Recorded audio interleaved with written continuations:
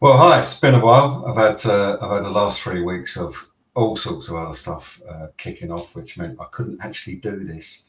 And also the other thing as well is sometimes people get right to the minute where you're going to be interviewing them, and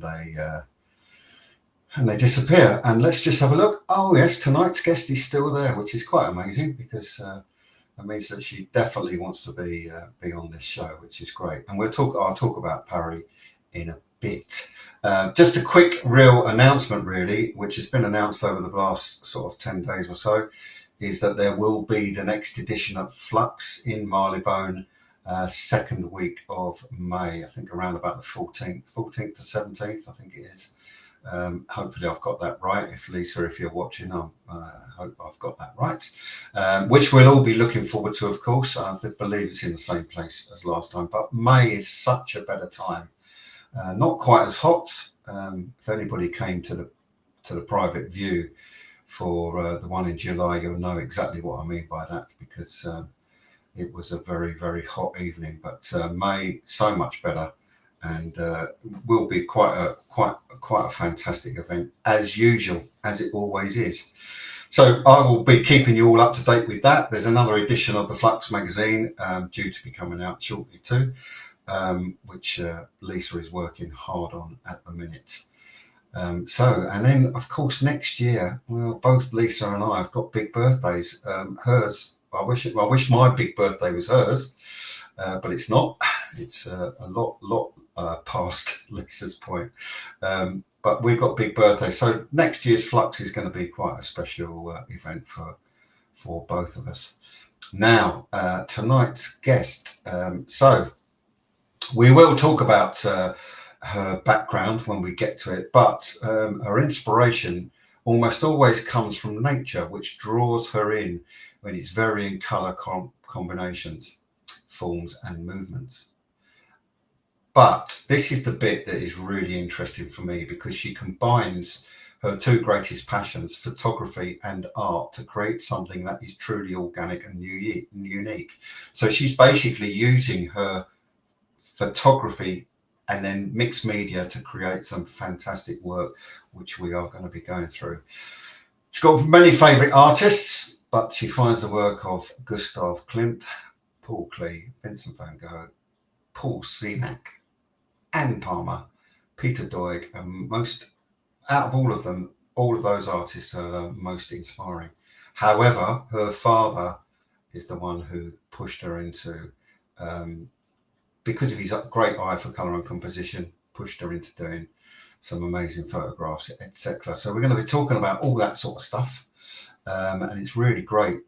As you know, if you've been watching these shows over the last year and a half or whatever it is I've been doing them, you'll know that I actually haven't had anybody who does the same thing as somebody else, which is really quite remarkable, and something that I hope continues, because this is all about learning. This is about you watching these, learning how artists work, learning how they create their amazing art.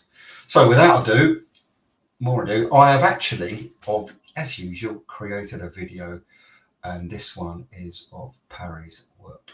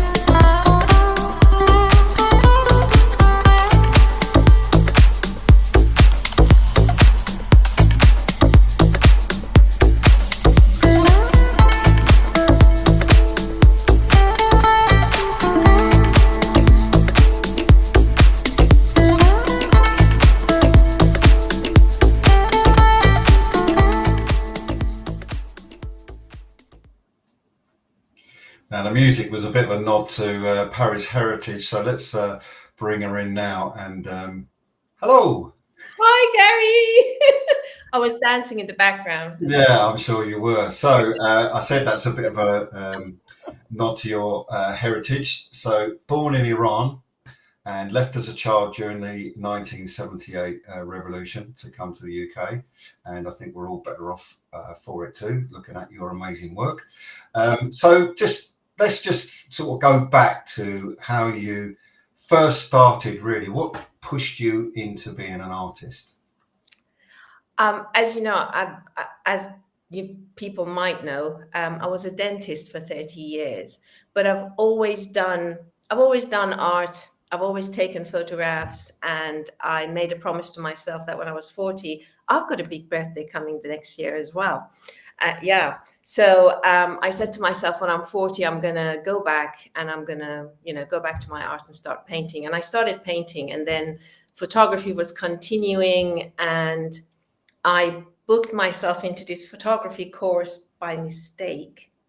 Ah, Yeah, it was a mistake. As in, it was meant to be digital photography improvers. It was digital photography project based. And I arrived and I sort of said, well, if you'll have me, I'll do it. And we had to go out, make a series. And I went out and took loads of photographs. And I ended up taking close-up photographs of bark. And as I was doing this project, it just organically evolved. I couldn't help myself but bring in painting, bringing other things onto the photograph. I couldn't leave it as a photograph. And I think I was the only one who actually printed everything finished and presented it. And I don't know, it sort of started from there. And when we retired, it was just I just thought I'll just continue and see where it takes me. And now it's become a full-time career, I would say, because I feel, as we were chatting before, I'm busier now than I was before because I'm just constantly doing it and presenting and showing and creating. And wherever I go, it's like all I see is like, oh, that's nice. Oh, look at this, and I take photographs. So yeah. did that was that a roundabout way? Was it complicated? Did you get it? No, it's very interesting actually because the reason that I am mine's all photography based is because of my father. And reading your bio on your website, you've mentioned that, and the fact that you sign your work with your maiden name I do. is a tribute to your father, and I it's do. yeah. But basically, my dad was a surgeon, and in our family, he had this roll-up camera, like a square format camera, and honestly, it was a nightmare. Everywhere we went, he would be lining us up. He will be like, there'd be a field of flowers, and we'll stop and we'll just go into the field so he could take the photograph. There'll be a nice cloud there. We'll be there so you can get the cloud in the background. And he was really, really, really creative. And all my record of my childhood, all the photographs are all taken by him. And he chased it. He wanted to take photographs of everything. And I think I've inherited that from him. I've inherited that. And then I inherited his camera. So, Oh, cool. yeah, so I still take photographs with it. Do It's you? got a leak. Yeah, it's got a leak, and it only works if I put it in its like in its Right. case, and then it comes out. But I still use it, and I absolutely love it. And I think he's passed, and I just wanted to, as a homage to him, have a bit of him with me in my art, a bit of my heritage. My maiden name, my surname Azami is what I was born with. It brings back for me. It puts in a little bit of him. It puts in a little bit of my Iranian background. Yeah, a little bit of my history is in there, but that's just for me. It Mm. makes me feel more proud when I create, when I say it's Pari Aazami. But your passion Yeah, come from your mother. So, and that's again, this is from your yeah, bio on your website, but you've put that she always encourages you it to is. pay attention to your creative side and make time for it, Oh and yeah, that's something that I really push. One of the things I say a lot to people is, if you've got something inside you really want to do, just go and do it. Yeah. Selfish, do it. Yeah. Otherwise, you'll be sitting on a, I don't know, sitting in a chair at 80, 90 years old, looking out the window, thinking, why didn't I do it? You're so right. My mummy is she's incredible. She's been always sort of saying, oh, you're not painting. Oh, you're not doing this. And whatever I do, I mean, she's got my pictures like framed everywhere. And every time I exhibit, it's just like, oh, but can't I come? And like, she's amazing. I learn a lot from her as well, because I never did art history. I became this, but my mum is very knowledgeable with that. So we go to exhibitions together, and she's really good. She pushes me and she explains things to me. So I've learned quite a lot from her, and she's my companion. She's my buddy. She's my art buddy. Yeah, good. Yeah. It's amazing, isn't it? Because a lot of kids today, all they're really concerned about is playing on a tablet or playing a game, whereas when I was growing up, we made our own fun, and we had hobbies. Yes. And this is where my creative side comes from, that being able to make something out of nothing, to make a game, that kind of thing. So where did you start? I'm curious. So what? So my dad's. I was in a dark room when I was 3. He was, photographer. He actually. This is not you interviewing me, by the way. I know, but I'm curious. Has anybody ever interviewed you, Gary? Yes, actually, Glenn Jewis has interviewed me. But he had me in the dark when I was 3, and he was always, you need to have a hobby. So we had as kids, we had hundreds of them. But and actually, I do a lot of camera club talks around the country, and I was at one on Tuesday night, and I said my dad actually belonged to a camera club that Alfred Hitchcock was the life president, and he taught them to take photographs by candlelight. So this is why lighting is my thing. But I didn't really. I was a graphics design, technology and graphics and technical drawing teacher for 3 years, but I didn't really pick a camera up and start doing what I was doing until 2007. So prior to that, I was pen and ink drawing and oil painting, but nothing on the scale that people do now, especially not on the scale of the people that are at Flux exhibition at all. I just did it for my own amusement, and sometimes I'd do big murals on the wall at home and all that sort of stuff. But but you see, what I do now using a pen and a tablet to create the work that I do, it's still that eye-hand coordination. But I'm very fortunate that I see every image that I'm going to create, I see it completely finished in my head before I ever pick my camera up. So what's your process? That's mine, and that's the end of my interview. Thank you very much. What's your process? To be totally honest with you, I don't have there's been a few things that I have done which I have thought about and wanted to create, but only a few. The majority of my work is I go for what I look at everything. I see pattern in stuff. So I look at something and something about it sort of draws me, and then I take a photograph. But my photographs are close up. So I like looking at the minutia. I like structure. I like to figure out what's going on, type of thing. Maybe that's my dentistry coming through. I don't know. So I take the photograph, and then I crop it. I look at the small detail, and I take your normal visual boundaries away, so that what I end up with is something that you might look at and you just think, oh, what am I looking at? What is this? And then I use metal leaf to bring out the layers that I see. So I see layers in it, and I accentuate it. So I put the leaf on the bits that I think maybe are in the shadow, just to bring it forward. or I think that structure actually is speaking to me, so I want to actually make that more come alive. And But that's that's basically the sorry, process. that's really interesting that you do that, because you're not just starting off, you're not going, okay, that's it. Hold on a second. I can apply something different to it to Yeah, bring those elements forward or push them back. Yeah, that's yeah. really clever. And also, I've discussed as I've done the art, as it's progressed and it's still growing. I'm finding different methods, different things I want to do. So I don't think I've quite landed in the final medium that I want to be in. But as I've progressed, I have discovered all these different colors of leaf.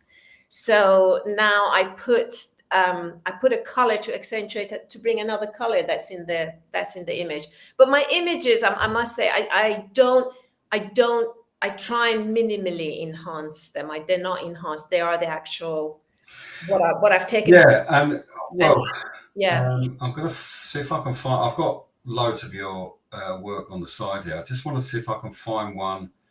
Difficult to see. Yeah, well, this is prime that example. one. Well, I call this up one up. I'll come back to the first one that's in the list because we'll talk about it in a bit. The reason I'm bringing this up, let me just put us on the side. The reason I'm bringing this up in particular is because you don't just, you're also embellishing past what would be the edge of the actual picture itself. Yeah. You're taking it almost so that it looks like you can step into it. Yeah. Well, the reason for that is, this might sound a little bit strange, but have you ever wondered, when you look at things in minutia, I mean, like the leaves or my photographs, there is so much structure on there. There's like a whole universe that lives on this surface. Yeah. So sometimes, so I sort of, it's my way of actually implanting that seed that, look, there are layers out there. What you see isn't always obvious, and it's like, just open up. Just don't take things as certain. There's another layer there, and it going out of the image is that layer. There's an extra layer. Just look a little bit deeper, see what you see, and just pause, just take a moment, and just lose yourself. It's interesting. So we had a whole big, you and I had a whole big discussion about this at Flux, actually. And that obviously Lisa curates Flux brilliantly, because the whole place flows. It really works well. And of course, when we're hanging all the work, we get to look at it. But to be fair, it's too intense to actually put a piece up and stand back and look at it. You put a piece up, you stand back and look at it, make sure it's level, and you're moving on to the next one. So I then come round and have a chat with the artist, because after the private view, then we've got more time on the following day, just to actually talk about what you do and how you do it. And what I will say to people watching, you need to see this in real life, because on a computer screen, it just doesn't do it anywhere near the sort of justice that it deserves. Oh, you're so sweet. Thank you, Gary. But we did talk about, not last night, we spoke about this one, I think, and you said there is a whole big story behind this. And I think if I do that, we can get it a bit bigger. Yeah. So tell us what the story is. It's not a big story, but this has a story. It's huge. It's a huge story. Yeah, it's a sort of semi-story. I saw this, and this one was the one that I took the picture, and I really didn't crop it much, because I looked at it, and almost immediately I saw Starry Skies. Van Gogh's. Okay. Yeah. Starry Night. Yeah. And yes, Starry Night. So yeah, and I saw it and I thought, oh my God, that's it. That's Van Gogh, right? Yeah. I found the image in a tree bark, and I got really excited. And I started gilding it, and I started putting the trees, which with the stars. I mean, I'm pointing to the computer as if like you can see what I'm pointing to. If you see it closely, you'll be able to see these wheels of like little bits of which looks like stars. So those are the like that homage to Van Gogh's stars, and then the tree, and then it became different. It sort of the picture started becoming something different, which is why it has a title. The title says, "And the stars illuminate." It was almost like the tree was going up to it and everything. So that one, it means a lot to me, I guess. I think that's the story behind it, because for me, it was, as I was doing it, it was like it became something different. It was a journey, and it just developed, and it was just so much fun the way it sort of just progressed the way it did. And thank you for saying what you said, because my work sort of does change the other bit about the fact that I like the silver leaf is because it reflects light, and it changes. And my whole ethos about it is that, I don't know, I just think life is difficult in so many ways for so many people in different ways. And you come back from work and you're tired and whatever. And that light and the shimmeringness of it all, and the fact that it changes and stuff, it could create you to pause for a second and just think, what's that? And take you out of your stress. Yeah, and I think this is one of the things with art people don't understand necessarily, is that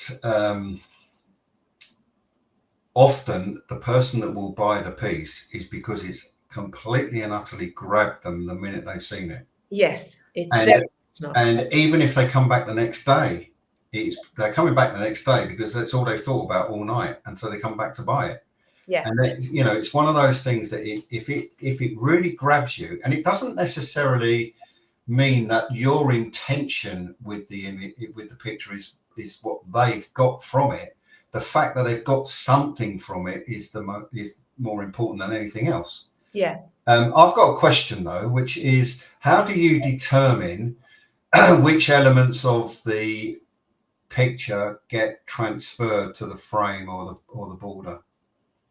So the reason I'm saying that is because the objective of actually taking it out of its frame is to give the idea or to plant the seed that there is a layer that exists. So there isn't any rhyme or reason. That bit I do purely on an aesthetic basis. Okay. So I've done the image, I've brought out whatever I want to. And for example, there are bits of bark, or there's a bits of, that one, there's a story to that one. Right. So going back to what I was saying, sometimes the image is cropped so that there's a half lichen there, and it sort of feels unfinished. So I need to finish the story. So I finished the story by going out of the frame, if that makes sense. Okay. But it's mainly aesthetic. This one, though, I love this one. It's now owned by someone, so it's got a home. It's not with me anymore. Right. But this one is called The Olive Tree and the Milky Way. Can you see the olive tree, Gary? Yes. Okay, great. It's in the corner, bottom corner. Yeah, bottom corner. Yeah. Bottom left-hand corner. Yeah. So I saw that and I thought, oh my God, there's two stories about this. I'll tell you the first one. So the first one is that I saw the olive tree. I showed it to my daughter, and my daughter said, oh yeah, I can see a profile in that now. I can see a blue man. Oh yeah. Yeah. Honestly, it totally ruined the image for me. Every time I look at this now, I see the blue man. Do I see the olive tree? Nope, the olive tree is gone. All I see is the blue man. But that's by the by. It's like how people see different things in it. But anyway, this particular work is all the bits that you see on the going back to what I decide to go outside. This was became a conceptual piece, because all the silver leaf inside is varnished, so it's very, very stable. It will not oxidize. Nothing will happen to it. The bits on the frame on the outside in the black part are unvarnished, so that's pure silver. So they will continue to change and oxidize. very, very slowly, but it will change with time. So when you look at it in 3 years' time, it might look a bit different just on the outside. And that, to me, the concept behind that was I wanted to say, look, you know, things, you know, what our outer skin, which is the frame, our outer face and whatever may change, you know, but your inner beauty is always going to stay the same. Yeah. So I'll tell you something. When you say about somebody saying to you, "Oh yeah, there's a blue man in that picture," and you saying to me, "Can you see the olive tree," etc. Now, bearing in mind how most people think I smoke something dodgy with some of my work, because it is a little bit. Sometimes it's a bit out there. But when I was at uni, and I was going to be a teacher, and you have to do sociology, psychology, and philosophy. You have to do those. And my very first psychology lecture, we then went back into a small seminar group, and the psychology, Marge Smalley, she actually did the ink blot test with everybody. Oh yeah, okay. Well, I did my ink blot test and opened it up and said, "I can't see anything at all." And she went, "What?" I said, "I'm sorry, it's just an ink blot. I cannot see anything at all." And she went, "Well, you clearly have no imagination whatsoever." Oh, no. Yeah, I'd like to see her now, yeah, but she's probably passed away. But this is the point. I think, it's which is really quite strange, because as a kid, my grandfather, we used to sit in front of a coal fire and try and see things in the fire. And what can you see? You know, there was all of that going on. But get to the ink blot test, not a clue. So we've talked. I think we've spoken about this one at the start. Here's another. So again, let's get this. Let's sort of get your process in order. So you've taken the photograph that is the basis of the picture. This one is different to everything else I've done. I've done a series of leaves. Typical for me to pick that one then. Yeah, it is different. This one, I was experimenting with my photography. So I basically, I set my camera on a tripod, and I had a very, very slow shutter. So I left the shutter open for like, I don't know, 10 seconds. And there was a very, very gentle breeze in the air. So what then happened was that the breeze painted the picture for me. So what you see. Oh, okay. Yeah. So the picture is very much looks like as if it's a watercolor painting with some leaves present, but there's a impression of leaves elsewhere. Right. So that's how the image was created. It was painted for me by nature itself, essentially. Right. And then what I did was I brought the definition into it by putting the leaves in it. This was one of the hardest artworks I have ever made. Oh, I can see.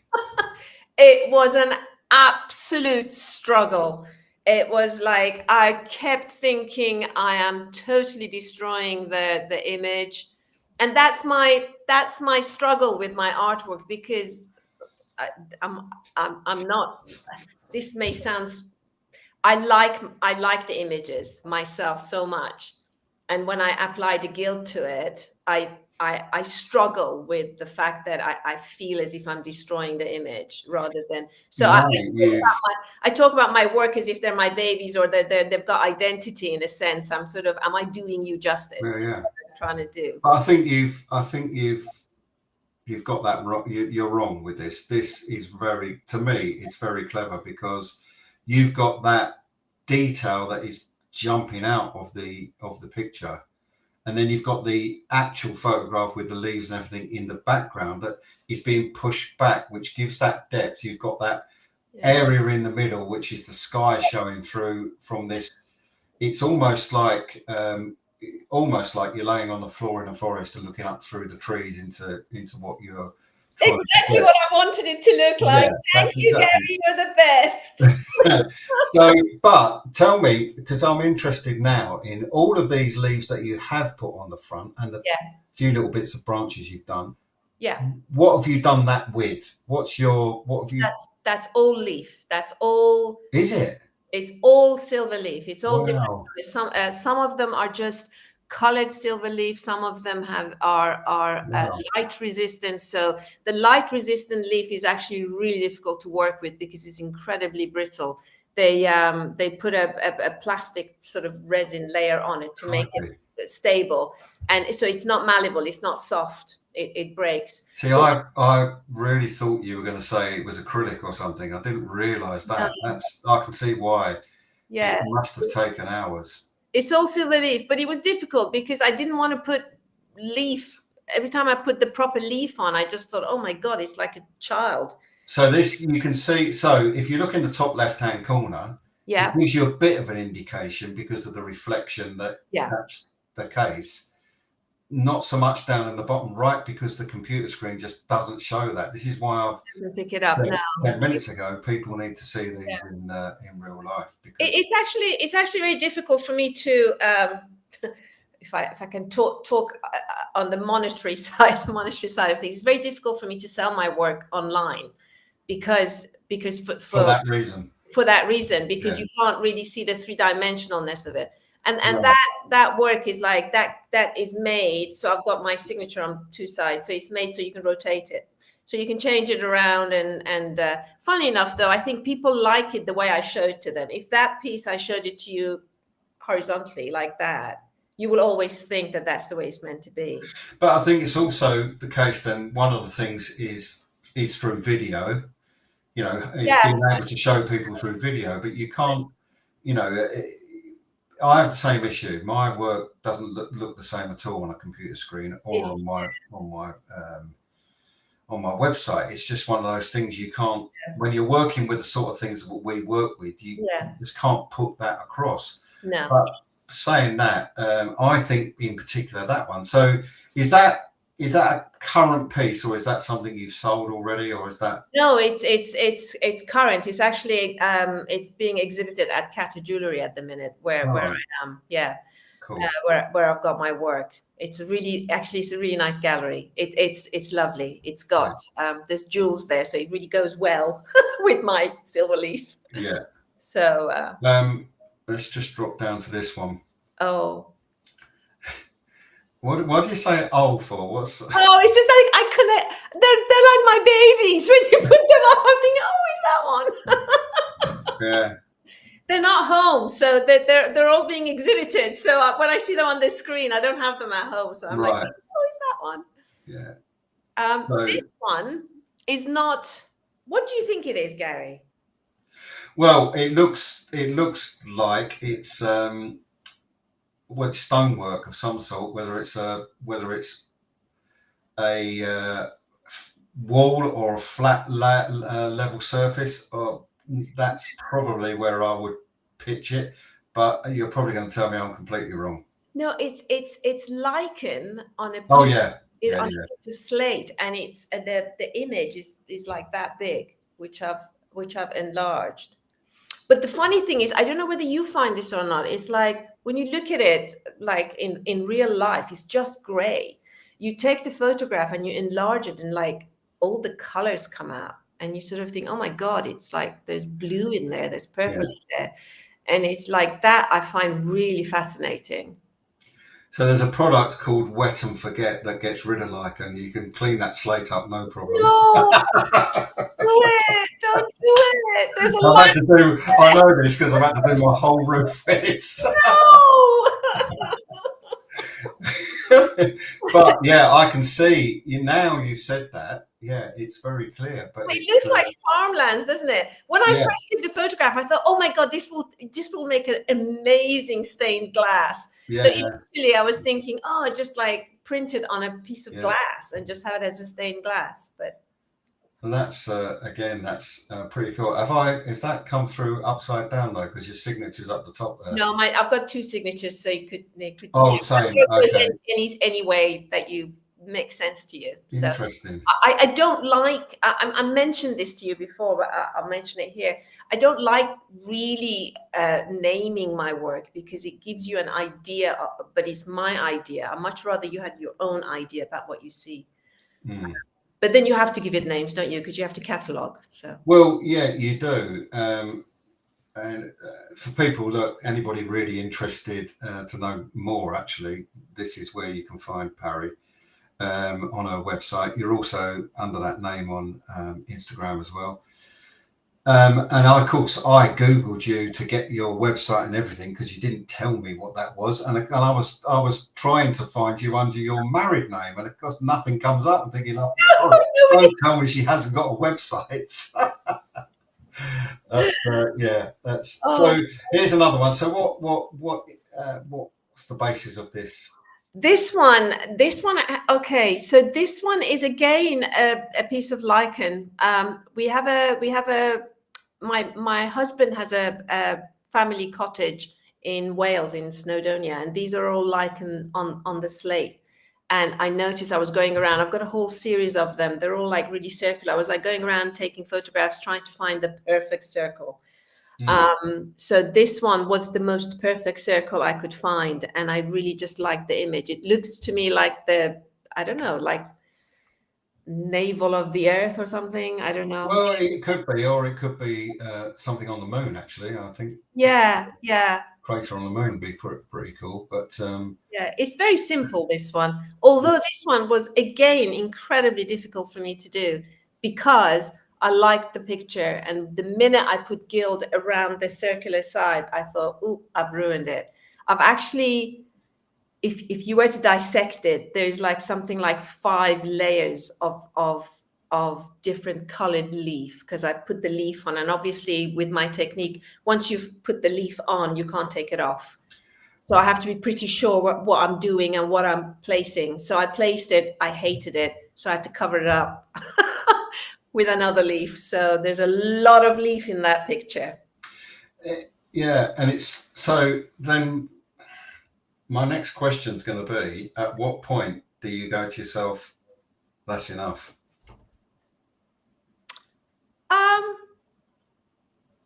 You see, I get asked this question a lot of, are you ever satisfied with what you've done, is number one. And number two is, at what point do you go, that picture's finished? So you're different. I mean, I know what I'm going to be doing because obviously I've got to do it in Photoshop and I'm building the layers, etc. But there's no going back with. You can't undo it. You can't erase a bit and go, okay, I'll delete that layer and start again. You can't do that. So no, you've got to be really quite focused on how you're putting this together to make sure you don't go too far. Yeah, I think I have got, Gary, I have got pictures where you've gone too far. I've gone too far. And they're not being shown. Nobody's seen them. No, well, I think I need to do a show. They're away. They're not out. Yeah, I'm going to do one of these shows, and I'm going to get everybody on that's got really ruined pictures over the years. So it's like a blooper show, basically, for artists. Show me your fails. Yeah. Yeah, I don't know. I think I'm getting a little bit better at it. Although, my friends come and some of them say, I really like the ones that you do where it's not too gilded. And others say, yeah, no, but I like the gild. I think it's personal, isn't it? So I guess, I guess you just, I don't know, it's a feeling, isn't it? And then you hide the stuff that's too much. Interesting, isn't it? Because now I've pulled this one up, I would say to you that for me, well, firstly, oh no, I won't say this. I'll wait for a bit. But the first bit, straight away when this comes up, it's got a bit of a Japanesey feel to me. Yeah, it has. You can't see the gild at all, can you, on the photograph? On a photograph, no. Yeah, there's green, there's gold leaf, proper gold, yeah, as in like 22 karat gold leaf on there. And not to sort of do what your niece did to you, but I can see a person on the left-hand side. Oh my God, where? Where can you see a person? So I can see another one as well. Crikey. Oh my God, where? I can genuinely see quite a lot of faces in this Now I'm only drinking water, so it's not that. We can't point, can we? You haven't got a Well, I can't. I've got No. nothing to point with. But what I would say is, if you look on the left-hand side, about just above halfway, there's effectively an eye see a there. lip. To the right, there's a nose and lips. Oh my God, I do. So there's a lip. It's where it goes like. And then when it comes down, you can see the body. There's a little shoulder on the left-hand side. Oh dear! I don't. Sorry. Thank you, Gary. But look here. Look, listen. Move a little bit more to the right of that person, and there's another one there. Where's And I think that's what makes something really fascinating. That this is what I'm saying about people see something differently. That's the sort of thing I would have on my wall for that exact reason. Because you see different things in it. Well, Yeah. we see different things in it, and people It's a will really do. nice lip, actually. And She's got a really nice lip, hasn't she? yeah, it's probably a bit of filler. Yeah, it's pouty. But I think, Yes.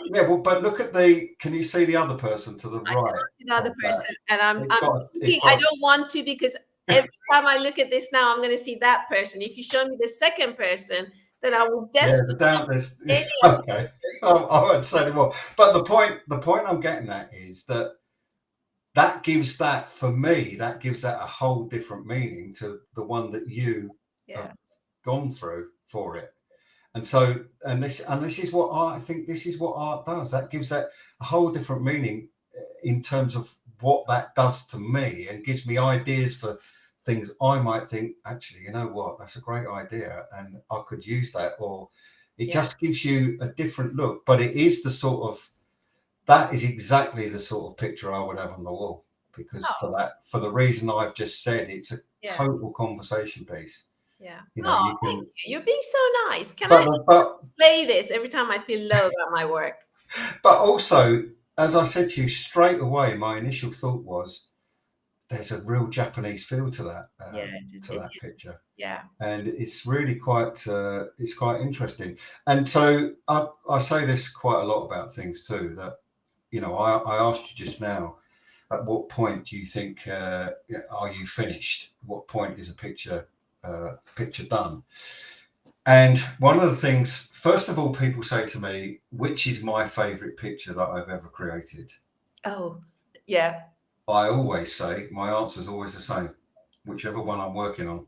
Yeah, it is the same with me. Because I've done those, and now my next one, oh my God, got another idea, this is going to be it. You know, it's the same every time. But also it's and I've again on this show, I've said this a few times, but if you're a musician and you're mixing a bit of music and you're mastering it and you've got headphones on, if you don't take those off and go and have a walk and do something else, have a cup of tea or whatever, your ears become blind, and you don't hear the strings in the background. You don't, because you can't. You've listened to it for so long. Yeah, it's the same thing, I think, from some artists. Certainly, I'm guilty of this. Is that there suddenly becomes things in the pictures that you've not seen. Yeah, and then you go, whoa. You go away and you come back and go, what the hell's that? Yeah. You know, my book was about to be finished, about to be published, and we're signing all the pictures off, and I suddenly spotted, which is, bearing in mind it's a Victorian steampunk scene, there's a smoke detector on the ceiling. I missed it. But I missed it because I'd become blind to it, because I've worked on it so much. Yeah, the vision bit. Yeah, you're right. Yeah, and I think that's, you know, which is why I come back to asking the question of, at what point do you feel that you're done? And so therefore, do you do what I've just said? Do you get it finished, go away and come back and have another look? Well, the process does that to me naturally anyway, Gary. So I can't. So when I because of drying times. Yeah, when I sit to do the work, invariably I sit with the work and I just stare at, like, the first part of doing this. The process is to actually sit there. So sometimes I have sat in front of an image for a day, just looking at it, just deciding what the first bit is, and then I don't put the leaf all on at the same time. It's so, and also the size that I use, it becomes colorless. So you put it on, Yeah. So you put it on, and when I'm putting it on, I know where I'm putting it on, but I have to wait for it to become tacky, for it to be, to that stage. When I come back, I can't see where it is. No. There's a lot of bending like that I have to do. Yeah. So I do it in sections. So I put the section on and then I see it again. So because of the nature of that, I am constantly going in and out, and I'm constantly having to put the size on and then leave it for the work takes a while to complete. I mean, if you put it all in together, as in like if it was hour after hour after hour, maybe one sort of piece that big might take me 12 hours, 15 hours, but in actual fact, in reality, it's about a week, 10 days to finish your work. Yeah. So I do that. But recently, when is it finished though, Gary? When is it finished? Recently, I had to reframe two of my artworks, and the thing came back, and I'm looking at it. Imagine these artworks have been framed and been exhibited, and I'm thinking, oh, maybe a little bit more gold there might go well. So I've added a couple of dots here and there just to lift it up, So I've done that. I've got. So one of the things that you do need as an artist is a body of work. You need a body of work. I've got a huge body of work that I can call on. But if I go back to looking at some that I did in, say, 2010, and I've been looking at that recently because I'm putting something together for Lisa. So I've been looking at work that I did in 2010 that isn't what I'm doing now. It's something completely different. But I'm going back and I'm thinking, right, I'm going to give that a bit of a tweak, because all these years later, I now know that could have been better. And so I can go back and do that. Because you've progressed. You're more skilled. Yeah. Your eye is more skilled at seeing things that wasn't before. Mm. And so when you go back, you see it because you're more, you've progressed. It's like you've advanced. You have. Now, you might be surprised to learn that we've got about 13 minutes left, which is it's gone zipping by. And I've got a couple I want to just talk to you about, because you've got two versions, really. You've got this one called Second Skin, which, and then you've got another version of it where you got glass in front. So tell me the difference between the two. Right. Well, there isn't a difference. They are the same piece. This is why it's very, very difficult for me to show some of my work on as a 2D. Yeah. What you see here is actually the image. That's the artwork that I have used. That artwork is in a boxed frame. And if you go to the other picture, and the exact copy of that image is on a stained glass. And what you see there is the artwork at the back and the stained glass in front of it. Right. Now, this was a conceptual piece. This was a piece that I thought of, the concept of, and then went looking for the image and then created it from scratch to bring forth what I wanted to say. And it's called Second Skin, yeah. And this is like a bit of my psychological, I don't know how to put it. So basically, the inner piece represents you, and the outer piece represents you as well. But it's what you show to everybody else. To show everybody else. Yeah. It's a story of interaction. It's a little poke at you to say, how do you interact with people? Do you interact with people in a way that allows them to shine for you, or do you interact with people in a way that makes them hide behind that outer skin of theirs, which is exactly what you see, but it's not their inner glow. And also reversely, it's a poke saying, how do you react? How much of yourself do you show to people? Is your second skin, how thick is your second skin? Do you show yourself? Are you brave enough to just, tilt? Because with this piece, if you look at it head on, you're interacting in a way that the person is hiding. If you look at it from one direction, the the stained glass moves and you see the inside layer and you see all the shiny metal shining at you. So it's that. Okay, so if you're going to put, I think this is the last one I've got to bring up anyway. But let's just start from the beginning, if you like, of taking this as an example. What gives you the idea for this picture in the very first instance? Is it the photograph you've taken, or do you go out to take that photograph in the first place? This one was the photograph I'd taken. I just saw a tree bark, and it was really beautiful. I loved to me, it was beautiful. I loved the numerous amount of colors that I could see in it. So there was green lichen, blue lichen, there was brown lichen, there was gold bits. And I just immediately thought, wow, I can use all my silver leaf on this. So I took the image and, blowed it up. So that's quite a large piece of mine. I think it's 80 by 80. I think it was at the Flux exhibition. Yeah. And then I gilded it. But as I gilded it, as I was gilding it, I see a stag in that. Do you see a stag? It's very, very, very light. You have to really imagine to see it, but it's very... yes, I do. And I suppose, I'll tell you what, I see a stag. I do see a stag, but what I actually see more so is, did you ever watch The Magic Roundabout? Yeah. What, Dougal? No. Florence, the cow. Oh, well, that's like a stag-like. Yes, that's why I'm saying it's the shape, because she had like, she looked like that. Yeah. So I can see. This one, although it's made so you can turn it around, I don't think I'll ever turn it around, because for me, I see a cow, so that old cow is stag. I see that. I think this could potentially be one of the most bonkers interviews I've done.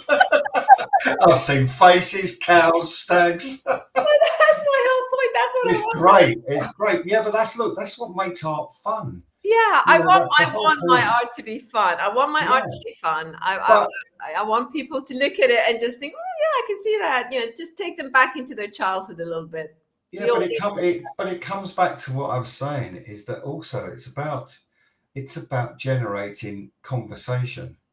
Yes. So many artists I've seen over the years who stand beside their work and never talk to anybody about it. And when you say to them, don't you think you should have a bit of conversation about your work? I like my art to do the talking. Well, it doesn't. It's emotive until you start talking about it. So, yes, you need, and this is the kind of thing. And also it's about your personality as an artist and about the fact that people are buying into you. Yeah.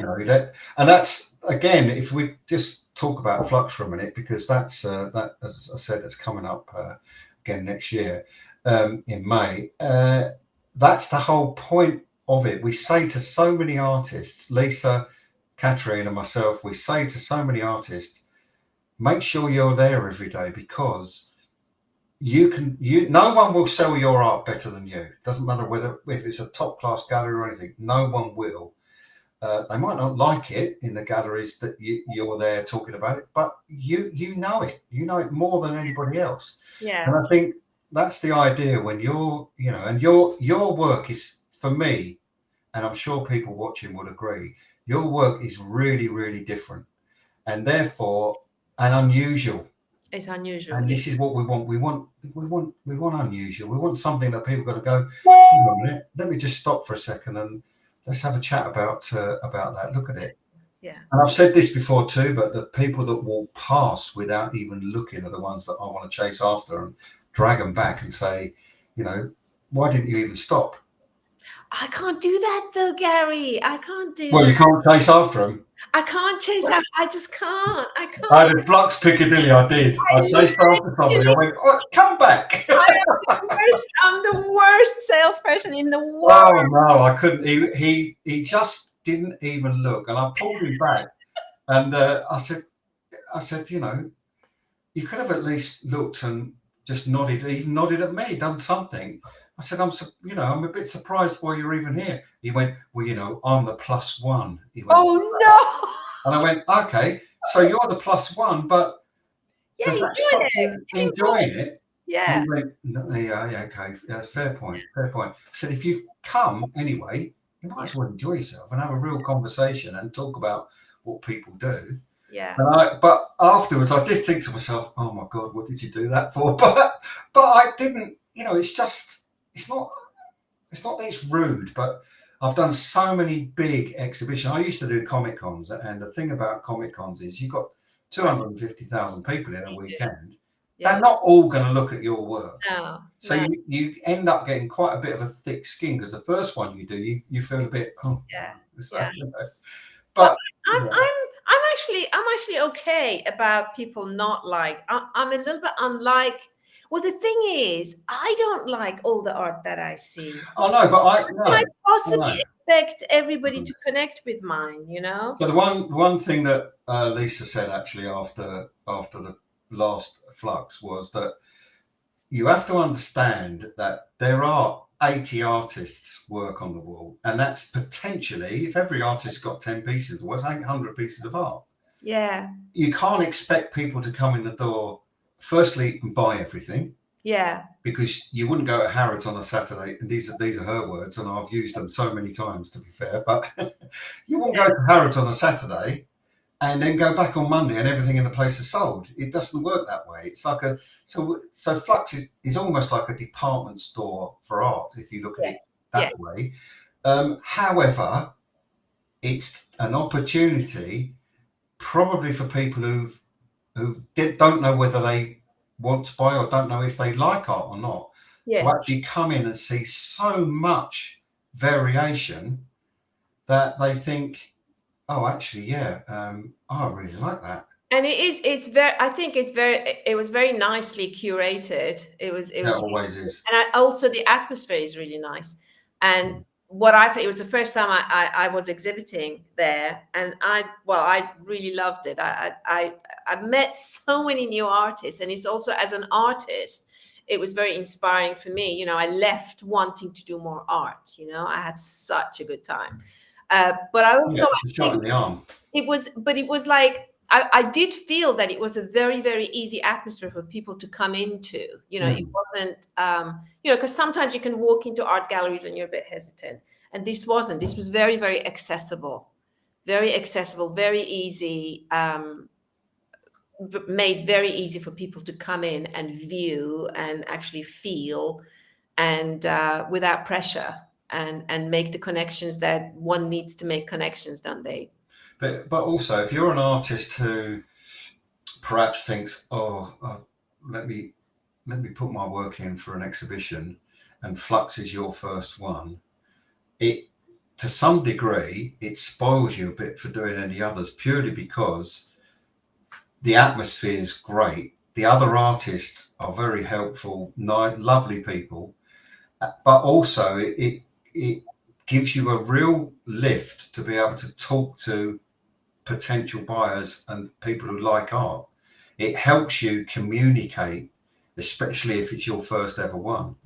It wasn't like that for me because I've done loads of exhibitions in terms of Comic Cons and big events like that beforehand, and I'm used to talking to people, as we all know. Um, so somebody actually, I was in Ireland last week, and somebody did actually say to me, "Gary, talking, really?" No, Yeah, no. but till 1:30 in the morning most nights. But this is the thing: is that it gives you that ability and confidence, actually, so that when you then do it the next time, you're looking forward to it. B, you're there thinking, this is going to go well. And I think that's the biggest thing for you, is the visual look of your artwork on the wall, No, not on a computer screen. no, yeah, it's a really good opportunity to actually put it out there physically for people to see. So, Yeah, and it's stunning.